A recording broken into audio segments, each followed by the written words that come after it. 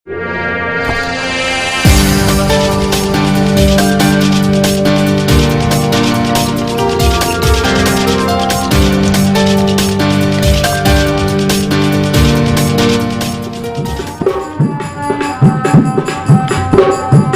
तो जाग पड़ो भैया, वक्त नहीं है सोने का। अब तो जाग पड़ो बहना, वक्त नहीं है सोने का। अब तो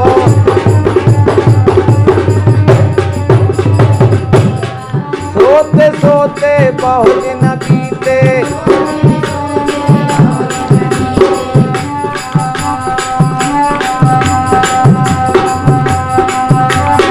बहुत दिन बीते सोते सोते, जीवन जीते रोते रोते।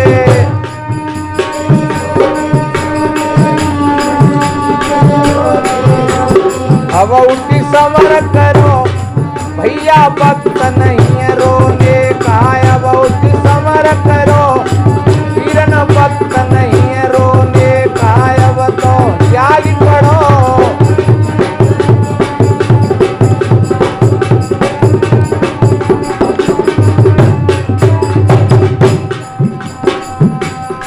देवी देव मनावत डोले,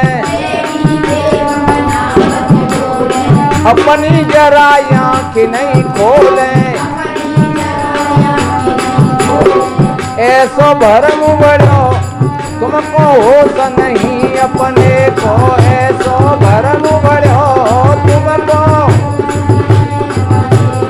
अब तो जाग पड़ो भैया, वक्त नहीं है सोने का। अब तो जाग पड़ो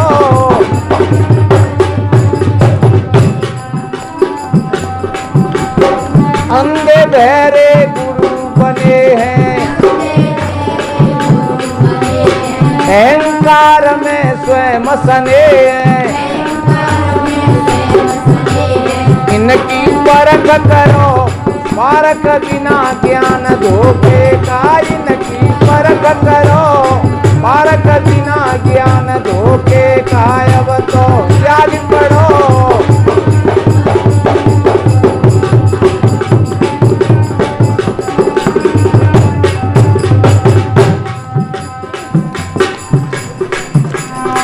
सदगुरु जलता दीपक जानो, जासे पावे जीव ठिकानो। हे सदगुरु जलता दीपक जानो रे, जासे पावे जीव ठिकानो।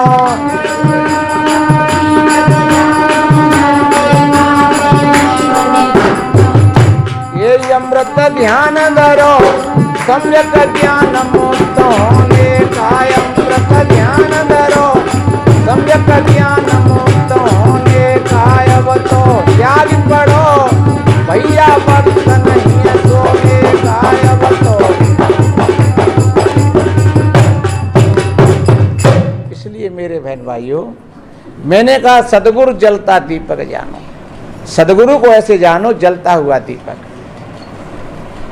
उनके पास में रह करके सारे भ्रम, सारे संदेह, सारी कल्पनाओं का नाश हो जाए, सारा भ्रम टूट जाए और ये भी बात समाप्त हो जाए कि हमें कोई दूसरा दुख दे रहा है, सुख दे रहा है। ये कल्पना है, क्योंकि जो तुम बांटोगे वही तुमको मिलेगा। कहते हैं मारोगे टक्कर तो मिलेगी टक्कर, और बांटोगे शक्कर तो मिलेगी शक्कर। ये नियम है सृष्टि का। और जब तुम जैसा कर रहे हो वैसा ही तुम भोग रहे हो, तो फिर इसमें किसी ईश्वर भगवान परमात्मा देवी देवताओं को बीच में लाने की भी तो जरूरत नहीं है, क्योंकि तुम जैसा करोगे। तुम्हारी आवाज है, अगर तुम अपनी आवाज बढ़िया उठाते हो तो लौट करके बढ़िया आवाज आपके पास आएगी। किसी पहाड़ के सामने अब कुआं तो है नहीं, कहते कुआं की आवाज, तो कुआं की आवाज का मतलब क्या होता है? कुआं के घाट पर खड़े होकर के जैसी तुम उसमें बोलोगे और वैसी आवाज तुम्हारे पास लौट करके आएगी। पहाड़ों के सामने तुम आवाज लगाओ, पहाड़ों से टकरा करके वही आवाज तुम्हारे पास आएगी लौट कर। तो ये संसार है, संसार में जैसी तुम आवाज फेंकोगे वही आवाज लौट करके तुम्हारे पास में आएगी। इसलिए सबके प्रति अच्छा भाव, ये सब मेरे ही स्वजाति भाई हैं, सब मेरे ही बंधु हैं, कोई छोटा नहीं है, कोई बड़ा नहीं है। चींटी से और हाथी तक के जीवों को अपनी आत्मा समझो, ये सबसे बड़ा धर्म है। कितनी बार मैंने ये बात कही होगी। संत एकनाथ जी कामर लेकर के आ रही और गधा के बच्चा पर उन्होंने अपनी कामर चढ़ाई दी। क्यों? दोपहरी पड़ रही थी, पानी की जरूरत थी, गधा का बच्चा बेचारा धूप में तड़पड़ा गया था। संत जी ने सोचा अगर एक लोटा पानी का हो तो शायद इसके प्राण बच जाएंगे। अब कहां तलाशूं? मेरे ही पास में 2.5 किलो पानी मेरे कंधा पर रखा हुआ है। और उन्होंने कांवर में से बड़ा शीशा निकाल करके उस गधा के बच्चा के सर पर डालना शुरू कर दिया। और जब उसका मस्तक ठंडा हुआ, उसने आंखें खोली, कान खड़े किए, उन्होंने दूसरा शीशा भी चढ़ा दिया उसमें। और गधा का बच्चा तो खड़ा होकर के रेंगने लगा। लोग कह रहे इस महात्मा ने अपनी कामर को बिगाड़ दिया। और महात्मा तो कामर को रख करके नाचने लगे, ए पागलो तुम्हारी बिगड़ेंगी, मेरा महादेव बाबा तो बोझा रहा है। देखो संत जी को गधा के बच्चा में भी महादेव बाबा दिख रहा था। कब? जब उनको ज्ञान था, आत्मा का ज्ञान, उसी को ज्ञान कहते हैं। चींटी से और हाथी तक सज्जनों,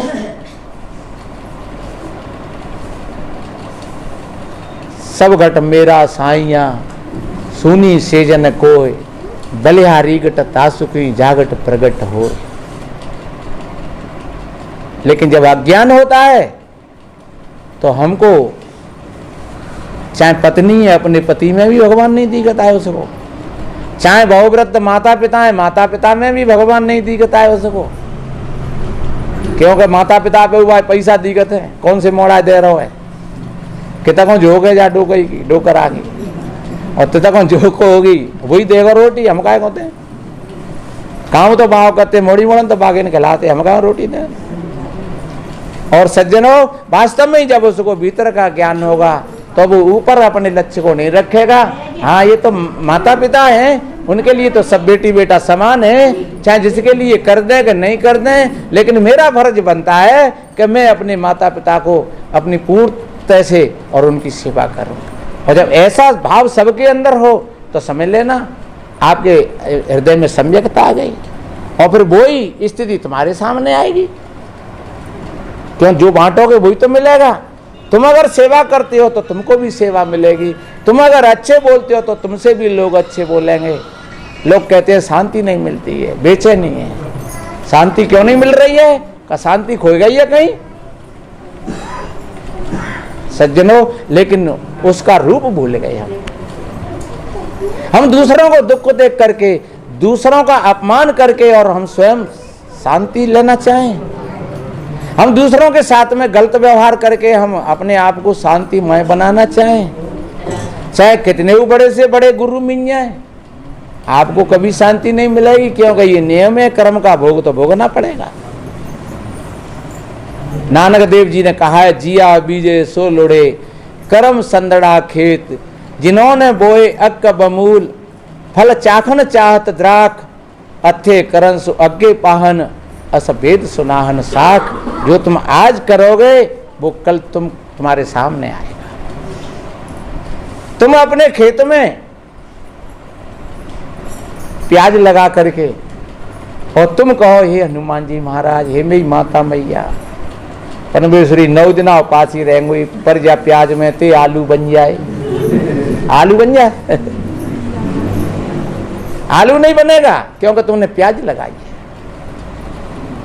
तुमने अपने खेत में अगर रखा हुआ और बमूल बोए, और तुम हजारों साधु ब्राह्मणों को भोजन कराओ, तुम हजारों प्रकार के दान धर्म करो, तुम कहो कि अब जा बमूल पे सेव लगे, हे मेरे ईश्वर भगवान, जा पे सेव लगवा दे, तू कैसे करेगा? तो मेरे भाई बहनों, उस पर सेव नहीं लगेंगे, उस पर तो बंगली आएंगे, क्योंकि तुमने बीज ही बोया था बमूल का। जिन्होंने बोए अक्क बमूल, और फल चाखन चाहत द्राक, अक्का और बमूल बो करके और दाग खाना चाहे, बड़े आश्चर्य की बात है।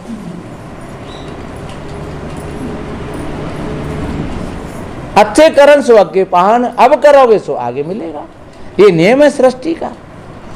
तो क्यों नहीं हम सबका सम्मान करें, हम सबका आदर करें, सबसे हम बढ़िया बोले और ध्यान करें। तो हम अपने आप में अपने विचारों को ही देखें, अपने आप को ही देखें हम कि आज हमारे भीतर में कैसे विचार चल रहे हैं, आज हमने कितनी बार झूठ बोला है, आज हमने कितनी बार गाली निकली है हमारे मुख में से, आज हमने किसी जीव को सताया है क्या, आज क्या हमने कहीं बेईमानी करी है क्या, चाहे वो पारिवारिक बात हो, चाहे वो सामाजिक बात हो, चाहे वो आध्यात्मिक बात हो। जब तुम अपने पर ऐसा विचार करने लग जाओगे तो धीरे धीरे मैं दावे के साथ कहता हूँ तुम्हारे भीतर में ध्यान घटने लगेगा, और ध्यान घटने लगेगा आपके भीतर में एक शांति की वर्षा शुरू हो जाएगी। चाहे भले ही आप बैठे हो, आप खाट पर बैठे हो, लेट रहे हो और तुम्हारे भीतर में ये ध्यान चल रहा है, लोग भले ही कहेंगे ये सो रहा है, लेकिन तुम अपनी शांति में, तुम अपने विश्राम में हो। और अगर तुम कहीं मंदिर पर बैठे हो माला लेकर के और तुम्हारे भीतर में चल रही है, हे परमेश्वर, हे मेरे भगवान, जा पगल भाई को प्लॉट और आ जाए, कैसे हम करेंगे, जी बच जाए और जा को प्लॉट और आ जाए, सोई बसी में व्यवस्था पूरी बन जाएगी। हे भगवान, तो समझ लो लोग भले ही तुम्हें जान लें कि जी भजन कर रहे हो, जी माला घुमाए रहे हो, लेकिन वास्तव में बिल्कुल भजन नहीं है, तुम दूसरों को मिटाने के लिए तुम माला फेर रही हो। चाहे तुम भले ही गिरिराज जी की परिक्रमा लगाओ जा करके और कहो परमेश्वर पाठशाल तो मैं भंडारों लगवाए देंगे, पर सामने भाई को प्लॉट और आ जाए मुंह पे, और आएगा भी नहीं, ये ध्यान रखो। क्यों? क्योंकि जो तुम करोगे वो तुम्हें मिलेगा। किसी के कहने से कुछ होता नहीं है। किसी शायर ने कहा है, मुर्दई लाख बुरा चाहे तो क्या होता है, मुर्दई लाख बुरा चाहे तो क्या होता है, वही होता है जो मंजूर खुदा होता है। मुर्दई गिद्ध और कौआ रोज चाहे कि सब ये पशु मर जाएं तो हम खूब मांस खाएंगे डट करके, लेकिन ध्यान रखना उनके कहने से कोई नहीं मरेगा। जो मरते हैं वो अपने हिसाब से मरते हैं। जो होता है वही होता है, जो हमने किया है वो हमारे सामने है, और जो दूसरे कर रहे हैं वो दूसरों के सामने है। तो क्यों नहीं हम शाम सवेरे बैठ करके ध्यान करें और खोजें हम अपनी कमियों को। यही है तैरना अध्यात्म में। इसी को तैरना बोला मैंने, जिन्होंने तैरना सीखा। ये संसार सागर है, इस संसार सागर में जिस पर तैरने की कला आ जाती है वो पार हो जाते हैं, और सज्जनों मोह आदि जो विकारों में फंस जाते हैं उनकी नैया बीच धार में डूब जाती है। इसलिए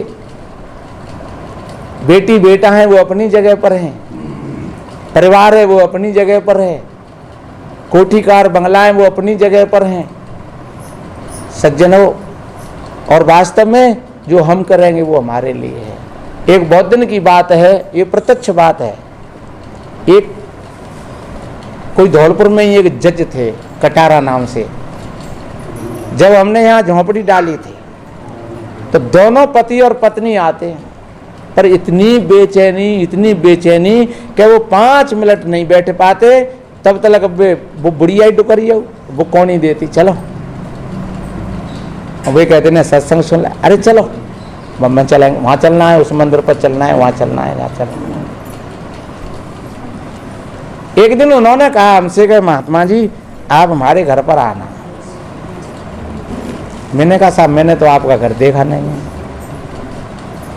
तो हमारे जो मित्र हैं जमुना प्रसाद जी, उन्होंने कहा हम देख लेंगे, हम आ जाएंगे कल। तो हम दोनों वो हमको लेकर के गए। अब जाकर के वहाँ पहुँचे तो बेचारे ने बड़े आराम से बिठाला हमको, चाय पानी किया।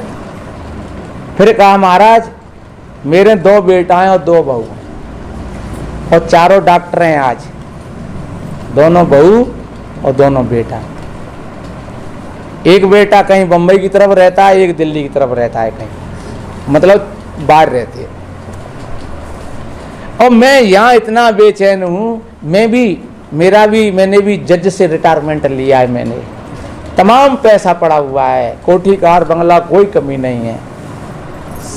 कई सिटियों में हमारे बड़े बड़े मकान और कोठी बनी हुई हैं, पर महाराज नींद नहीं आती है। देखो दवाइयों से ये अलमारी भर रही है, इतनी बेचैनी। मंदिर पर पहुंच जाते हैं तब लगता है कि कहीं सत्संग में चलें, सत्संग में पहुंच जाते हैं तब लगता है मंदिर में चलें, और जब मंदिर और सत्संग से छुटकारा मिलता है चलो घर चलें, और घर से फिर बेचैनी होती है चलो किसी बेटा के पास चलें, छोटे बेटा के पास चलें। छोटे बेटा के पास में गए, 7 दिन रहे, और उस छोटे बेटा ने हमारी बहुत बड़ी सेवा के लिए एक चाकर रख दिया, भोजन बनाने वाला अलग कर दिया, और कमरा बढ़िया सब व्यवस्था। लेकिन अफसोस की बात यह है कि हमारे पास बहू बेटा को बैठने के लिए 5 मिनट का समय नहीं था। तब फिर हम सोचते कि भाई ये तो हमारे पास काफ़ी था, धौलपुर में ही सब कुछ, तो फिर अब हम क्यों, जहाँ धौलपुर में फिर भी किसी मंदिर पर चले जाते, कहीं सत्संग में चले जाते, हमारे बहुत लोग जाने पहचाने, जहाँ हम इस कमरा में ही बंद बने रहते हैं। तो महाराज हमारे 4 दिन बहुत बड़ी मुश्किल से कटे, इतनी बेचैनी कि जहाँ से कब भागे, और बहू बेटा के पास समय नहीं था। फिर 2 दिन 4 दिन रहे, फिर मन ने कहा गए बड़े बेटा के पास चल, फिर बड़े बेटा के पास गए तो वही स्थिति वहां पर, फिर यहाँ आ गए। तो मैंने कहा एक बात बताओ ईमानदारी से, क्या आपने कभी अपने बेटाओं को कंधा पर बिठा करके बाजार में सैर कराई? कि महाराज समय ही नहीं था हमारे पास इतना, सब काम नौकरों ने किया है। तो क्या नौकर ही मैंने की बिन्ने लगाए दे तुम्हारी सेवा में, अब तक आए रहो है, तुमने नौकरों के हाथों से पलवाया था उनको, अब उन्होंने भी तुम्हारी सेवा में नौकर लगा दी। तुम्हारे पास समय नहीं था उनको खिलाने के लिए, तो आज तुम्हारे पास बैठने के लिए उन पर भी समय नहीं है। और ध्यान रखो, तब तक इस संपत्ति में तुम आग नहीं लगा दोगे, तब तक इसको नहीं बांट दोगे, क्योंकि तुमने बहुत उल्टी सूदी कमाई है, तो तुम्हें शांति नहीं मिलेगी। और सज्जनों बताते हैं, फिर मेरे से तो मुलाकात भई नहीं, जाने क्या हुआ होगा, पर उस समय की मैं स्थिति बता रहा हूँ कि बहुत बेचैनी, बहुत घबराहट। अब आप बताइए उस समय पर भी, आज से जी 18 साल पहले बात होगी, बता रहे 1 लाख रुपए महीने का आता है, पहले भी तमाम पैसे जमाबंदी, तमाम कोठी कार बंगला, और फिर भी बेचैनी, चेहरा इतना उदास, नींद नहीं आती है, भूख नहीं लगती है, दवाइयों से भोजन पचता है, दवाइयों से नींद आती है। कैसा जीवन, कैसी पढ़ाई, कैसी शिक्षा। कबीर जी ने तो कहा है, पढ़े लिखे क्या कीजिए मन बोरा हो, और अंत बिलैया खाए समझ मन बोरा हो। बहुत पढ़े लिखे, बहुत शिक्षा इकट्ठी करी, बहुत पैसा इकट्ठा करो, बहुत सोने चांदी दाम दमड़ी इकट्ठी करी, पर आखिरी में अंत बिलैया खाए है। जैसे बिल्लो मुँह से को भड़क सुनाई खा जाती है, ऐसे ही फिर ये माया इस जीव को इतना बेचैन कर देती है, इतना बेचैन कर देती है कि सज्जनों फिर उस पर मरना भी नहीं आता है ठीक तरीका से, क्योंकि जीने की कला नहीं आई, इसलिए मरना भी नहीं आया ठीक। जीने की कला ठीक आ जाती तो मरने की कला भी ठीक आ जाती। एक बाबा ने पूछी हमसे, हम पूछ रहे थे, कह रहे थे, चर्चा चल रही, ये कौन सी पुस्तक है महाराज? हमने कही ये जीवन जीने की कला है। बाबा ने कही क्या मैं तो महाराज मरवे की कला की बात बताऊं, ऐसी पुस्तक देवता मरवे की कला हो। मैं ये आपने भूल है, जिस पर जीने की कला आ जाती है उसको मरने की कला की पूछने की कोई जरूरत नहीं रहती है, और जिस पर जीने की कला नहीं आई तो उस पर मरने की कला कभी आ ही नहीं सकती है। जीने की कला ही मरने की कला है वास्तव में। जिन पर जीने की कला आ गई तो फिर मरने की कला सीखने के लिए कोई जरूरत नहीं है। इसलिए तो कबीर जी के पास में जीवन जीने की कला थी, इसलिए उन्होंने कहा अब मेरे पास में मरने की भी कला है। जिस मौत से संसार के लोग डरते हैं, उस मौत के लिए मैंने अपना फाटक खोल दिया है। जय मरने से जग डरे, जिस मृत्यु से संसार के लोग डरते हैं, और मेरे अति आनंद और कमरियों का पाइयो पूर्ण परमानंद। जिस मृत्यु से संसार के लोग भयभीत हैं, और मैंने उस मृत्यु का दरवाजा खोल दिया है, आइए तेरा स्वागत है मेरे यहाँ।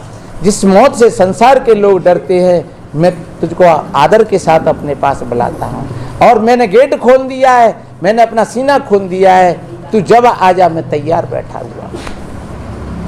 और मौत बुरी चीज नहीं है मेरे भाई बहनों, मौत बहुत अच्छी चीज है। और वैसे एक बात मैं और बताऊं, हम सब मरते हैं 24 घंटा में एक बार। कब मरते हैं बताओ? जब तुम गहरी नींद में सो जाते हो। तो जो गहरी नींद में सो जाते हो वो मृत्यु का ही परिचय है। प्यारी से प्यारी पत्नी बगल में है लेकिन फिर भी बगल में नहीं है। प्यारे से प्यारा पति पास में लेकिन फिर भी पास में नहीं है। प्यारे से प्यारा बेटा पास में लेटा हुआ लेकिन फिर भी पास में नहीं है। सोने चांदी तमाम सिर के नीचे रखे लेकिन फिर भी नहीं है। क्यों? तुम ऐसी जगह पर पहुंच गए थे कि वहां दुनिया की कोई भी चीज नहीं थी, तो वो मृत्यु का परिचय हुआ।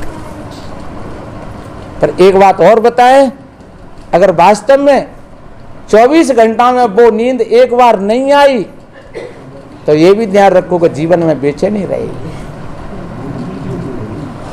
चाहे हम सब रात जगे और वो 1 घंटा की नींद हमें आएगी बढ़िया, तो फिर तुम दिन में ज्यों के त्यों ही ताजे हो गए। और तुम कहते हो पता नहीं क्या हुआ, आज सब रात जगे न कि सोया 1 घंटा भर, पर बिल्कुल कोई परेशानी नहीं है। क्यों?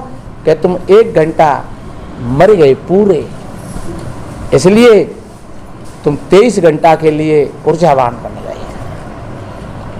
और अगर वो 1 घंटा की नींद नहीं आई, तुम शाम से और सवेरे तक पैर पलटते रहे, करवटें बदलते रहे, और वो 1 घंटा की नींद नहीं मिली तुमको, तो तुम कहोगे पता नहीं है, सपने वपने से देखते रहे हैं, नेक आँख लगी और खुल गई, वो बढ़िया नींद आई ही नहीं। तो सज्जनों, वो बढ़िया नींद नहीं आई तो तुमको फिर शांति भी नहीं मिली। इसलिए मेरे बहन भाइयों, जिस पर जीने की कला आ जाती है उसको मरने की कला तलाशने की कोई आवश्यकता नहीं है। इसलिए हम सभी भाई बहन होश के साथ जिए, जागृत होकर के जिए, खाएं तो जागृत होकर के खाएं, होश के साथ खाएं। कोई भी भोजन ले रहे हैं, हम होश के साथ भोजन लें। और भोजन को पा करके और फिर आप आध घंटा बाद देखो कि मेरे शरीर में क्या क्रिया हो रही है। अगर उस भोजन से आपको आध घंटा के पश्चात फिर सुख मिल रहा है, समझ लेना भोजन बहुत बढ़िया रहा। और अगर कहीं आलस, तंद्रा, प्रमाद अगर या कोई दिक्कत थोड़ी सी बही, तो समझो कि कहीं न कहीं भोजन में कोई गलत चीज चली गई। और देखो एक बात बताएं, कितने गेटमैन हैं, पर वो गेटमैन सजगत हो। जैसे कोई फैक्ट्री में जाता है तो वो बाहर पहले चौकीदार होता है, वो चौकीदार जब जाने देगा भीतर तब पूछ लेगो, बता लेगो को है, कहाँ को है, कैसे हो है, ला तेरे पास में कोई हथियार तो नहीं है, रखे जा जहाँ सारी चीज़ों को। पहला गेटमैन, फिर दूसरा गेटमैन है, फिर वहाँ जांच होगी, फिर तीसरा गेटमैन है, वहाँ भी जांच होगी, तब वो भीतर पहुँच पाएगा। और हमारे पास में भी ये गेटमैन है, पर हम सुने तो सही नहीं गई। पहले हम आंखों से देखते हैं, भोजन है तो आंखों से देखते हैं ये खाने लायक है कि नहीं। दूसरी बार फिर हाथ से भी देखते हैं ये कच्चा है कि पक्का है। तीसरी बार जब भोजन पाते हैं तो तुम्हारी जीभ बता देती है। अगर तुम होश के साथ भोजन पा रहे हो तब कहीं उसमें कड़ भर भी कोई एक बाल भी है तो वो तुम्हारी जीभ बता देगी, क्योंकि वो गेटमैन है। भीतर में बहुत बड़ी बड़ी सूक्ष्म चीज़ें हैं, तो वो सब सोचते हैं कि भीतर में कोई ऐसी चीज़ न पहुंच जाए जो कि इस मशीन में भगदड़ मच जाए, टूट फूट पैदा कर दे। तो इसलिए मेरे बहन भाइयों, होश के साथ भोजन पाओ, होश के साथ बोलो, होश के साथ सोवो, होश के साथ चलो, होश के साथ किसी कार्य को करो। तुम्हारा चित्त जुड़ा रहे तुम्हारे स्वरूप से, तुम्हारी आत्मा से, और तुम्हारा कार्य होता रहे संसार में। जैसे कोई बहन बेटी पानी भर के लाती, पहले 3-4 जेर सर पर रख करके 3-4 जेर रखी है सर पर, और फिर भी सहेली ते बात करते चली जा रही है, हाथ फेंकती। उनका लक्ष्य कहाँ है? उनका लक्ष्य उन गढ़ाओं पर है। वो बात कर रही है जरूर, लेकिन लक्ष्य कहाँ है उनका? वो चल भी रही हैं, लेकिन लक्ष्य कहाँ है? लक्ष्य उन गागरों पर है। ऐसे ही हम भी व्यवहार में सारे कार्यों को करते हुए हम अपने लक्ष्य को अपने स्वरूप में लगा करके रखें। और सज्जनों, वास्तव में जो स्वरूप में लक्ष्य को लगा करके रखेंगे तो ध्यान रखो, बस फिर एक शांति की वर्षा है। और जो होश के साथ सारे काम उसके होते हैं, उसका जीवन निरोग होता है, वो स्वस्थ होता है, वो आत्मस्थ होता है, वो अपने आप में आनंदित होता है, और आनंदित नहीं वो परमानंदित होता है। सज्जनों, ये मानव शरीर इसी के लिए मिला है, तो क्यों नहीं हम एक तैरना सीखें, क्यों नहीं हम गलत गलत चीज़ों का परित्याग करें, गंदी गंदी बातों का त्याग करें, गंदे भोजन का परित्याग करें, गंदे खान पान का त्याग करें, और क्यों नहीं हम अच्छे विचारों को जन्म दें बढ़िया, क्यों नहीं हम अपने भीतर में एक निर्मल धारा तैयार करें, एक निर्मल झरना ऐसा कि जिससे हमें भी शांति मिले और वो झरना का पानी दूसरों तक जाए तो दूसरों को भी शांति मिले। कहीं किसी नाम रूप में न अटकें, किसी प्रतिमाओं में नहीं अटकें कहीं पर, क्योंकि मैंने पहले एक उदाहरण दिया था, हमारे गुरुजी कहा करते थे कि वो मील पकड़ के बैठ गए। ये नाम और रूप है, वो सब मील है, मील के खूंटा हैं। सज्जनों, नाम रूप दो ईश उपाधि, सुन गुण भेद समझिए साधी। जो साधक होते हैं वो उस भेद को ठीक तरीका से समझ लेते हैं कि ये नाम और रूप पहला अक्षर है। ये जैसा किसी बच्चा को पढ़ाते हैं, बातें कहते हैं आ और वहां लिख दिया है अनार, अनार भी अनार रूप है और आ नाम है। आ क्या है? आ नाम है और अनार रूप है उसका। आ माने अनार। लेकिन जब तुमको आ का और अनार का दोनों का ज्ञान हो गया तो सज्जनों फिर न आ की जरूरत रहेगी और न अनार की जरूरत रहेगी। फिर तो अगर वास्तव में तुम समझ गए तो लिखना है तो लिख दो फिर सीधा, या खाना है तो खा लो सीधा, पर बिना रटवे की और पकड़ने की कोई जरूरत नहीं रहेगी। जैसे बच्चा को पढ़ाते हैं सज्जनों, इसी तरीका से ये पढ़ाई में ये नाम और रूप आते हैं। अंततः थोड़ी स्थिति की तरफ जब चलते हैं तो नाम रूप दो मिथ्या वर्तन। फिर सज्जनों, ये दोनों ही बंधन होते हैं जीव के, ये दोनों ही खूंटा होते हैं जीव को बांधने के लिए। जब तक इन खूंटाओं को हम तोड़ करके नहीं गिराएंगे तब तक हम अपनी स्थिति और अपने स्वरूप तक नहीं पहुंच पाएंगे। इसीलिए हम अपने आप को जाने, अपने जीवन को अच्छा बनाएं, सुंदर बनाएं। संतों का यही भाव होता है। सर्वे भवन्तु सुखिनः, सर्वे सन्तु निरामया, सर्वे भद्राणि पश्यन्तु मा कश्चित् दुःख भाग् भवेत्।